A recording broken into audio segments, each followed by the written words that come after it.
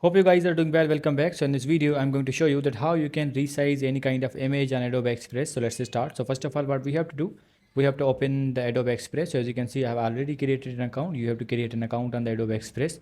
After opening this, simply we have to go to the Adobe Express. So now simply we have to go to the document section.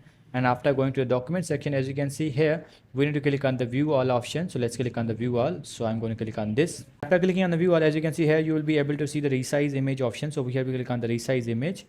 And after clicking on the resize image, as you can see, now we have to wait for a few seconds until it load. So as you can see, now simply we have to upload the image. I'm going to click on this, and after clicking on this, we need to select the image, that which image I want to resize. So I'm going to select that. For example, I'm going to select this one, and then simply I'm going to click on the open.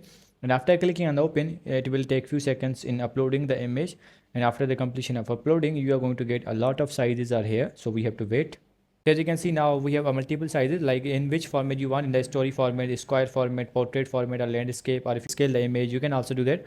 And after doing these all things, you have to click on the download and the image will be downloaded. If you want to open this in editor, you can also do that.